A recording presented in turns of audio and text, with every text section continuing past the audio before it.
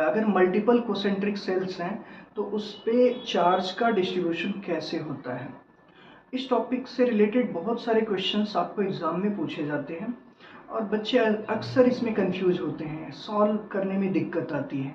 तो आइए बेटा, हम एक न्यूमेरिकल की हेल्प से इस टॉपिक को बहुत ही आसान तरीके से समझने की कोशिश करेंगे।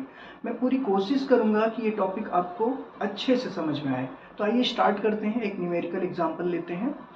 एग्जाम्पल है कि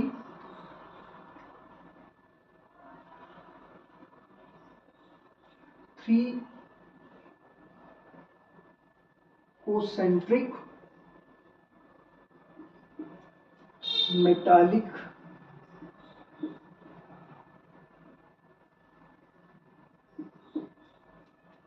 cell of radius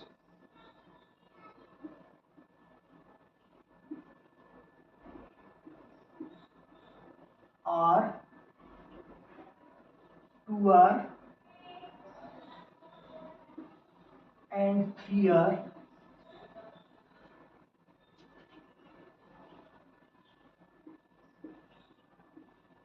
having charge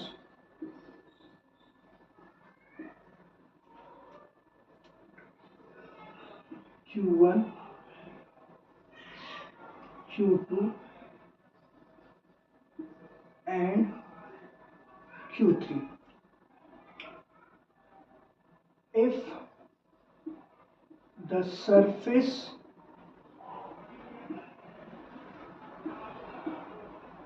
charge density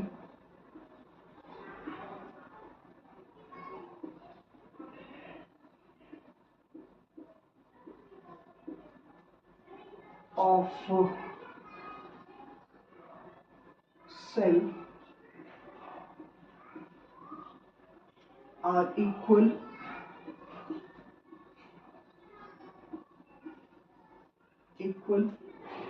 then find the ratio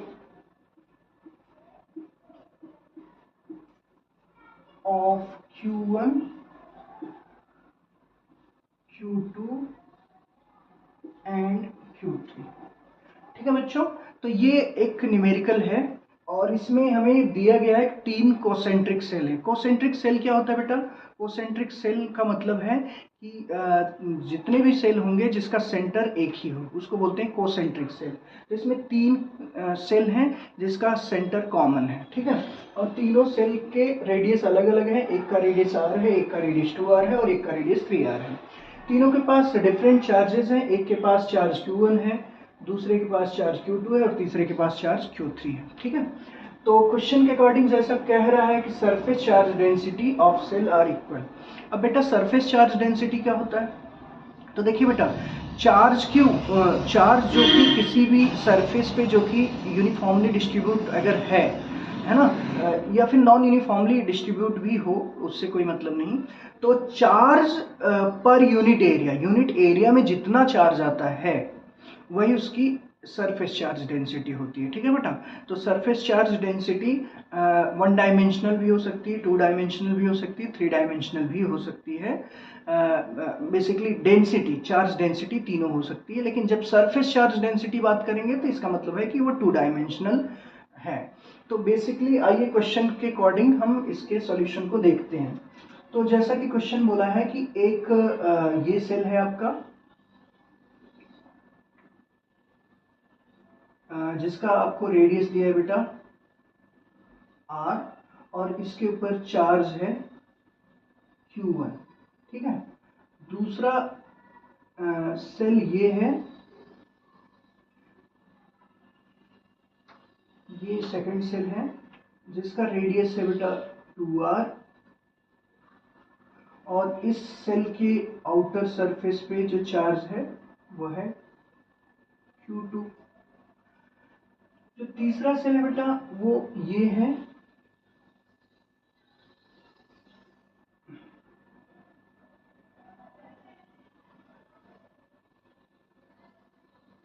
ये। अब इसका जो रेडियस है बेटा वो है 3r रेडियस है इसका, और इसके आउटर सरफेस पे जो चार्ज है वो है Q3।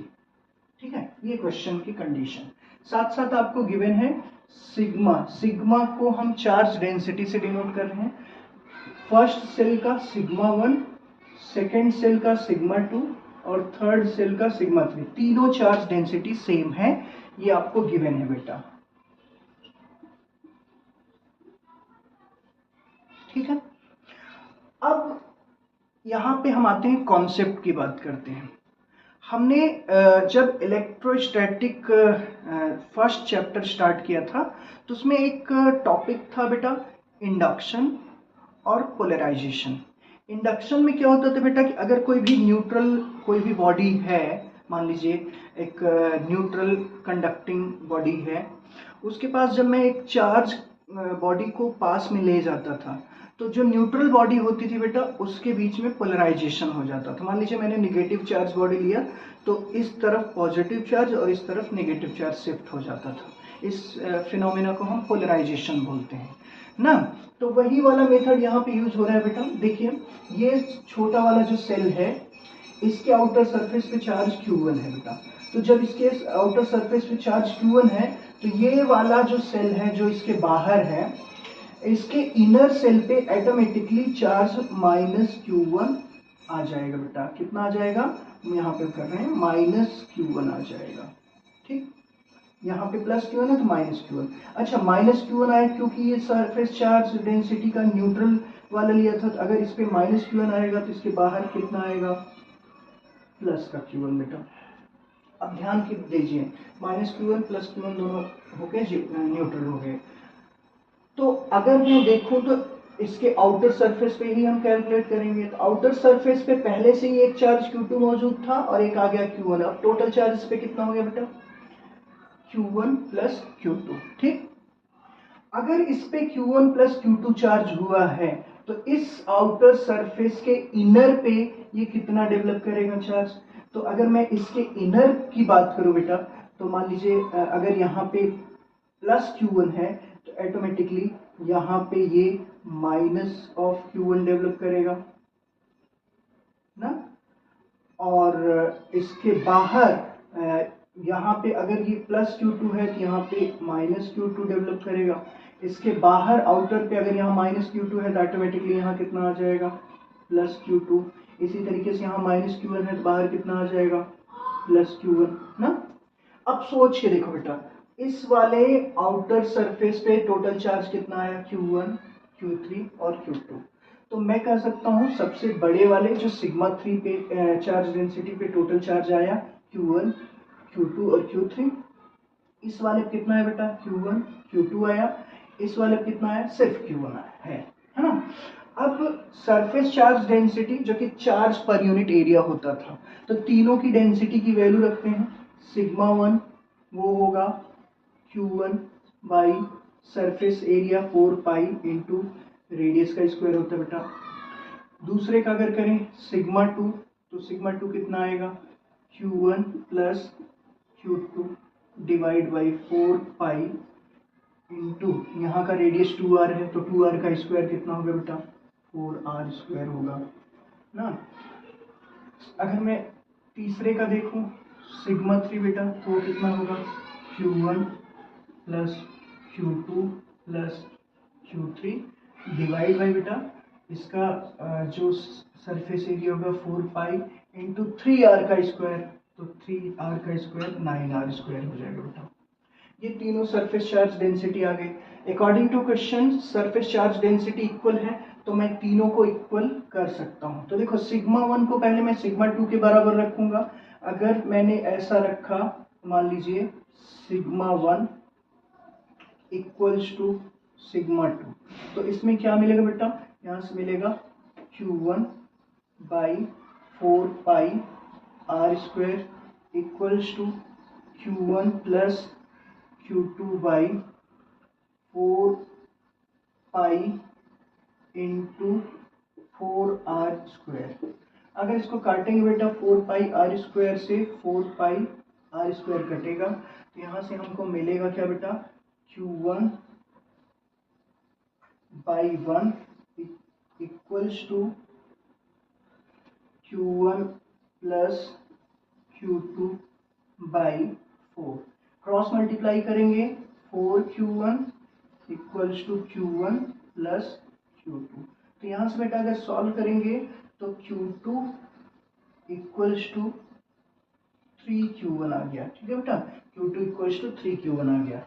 अब सिमिलरली मैं इस Q1 को Q3 सिग्मा 1 को सिग्मा 3 से अगर इक्वेट करूं, मान लीजिए सिग्मा 1 इक्वल्स टू सिग्मा 3, तब क्या हो बेटा, Q1 by 4 pi r square equals to Q1 plus Q2 plus Q3 divide by 4 pi into 9R square. ठीक है बेटा, यहाँ से 4 पाई से 4 पाई कटेगा बेटा, आर स्क्वायर कटेगा, तो यहाँ से हमको मिलेगा क्या, Q1 by 1 equals to Q1 plus Q2 plus Q3 divide by 9। यहाँ से अगर क्रॉस मल्टीप्लाई फिर करेंगे बेटा तो ये आएगा 9Q1 equals to Q1 plus Q2 plus Q3। 9Q1 ये Q1 इधर जाएगा तो ये बचेगा बेटा 8Q1 इक्वल्स टू, जहां Q2 है बेटा वहां पे मैं 3Q1 डाल देता हूं ना, तो 3Q1 प्लस Q3। अगर बेटा इसको सॉल्व करते हैं इस रिलेशन को, तो हमको क्या मिलेगा बेटा, 8 minus 3 5Q1 equals to Q3। तो अगर इस रिलेशन और इस रिलेशन से देखें तो Q2 इक्वल्स टू 3Q1 है, Q3 इक्वल्स टू 5Q1 है ना। तो यहाँ से अगर मैं नोट करूं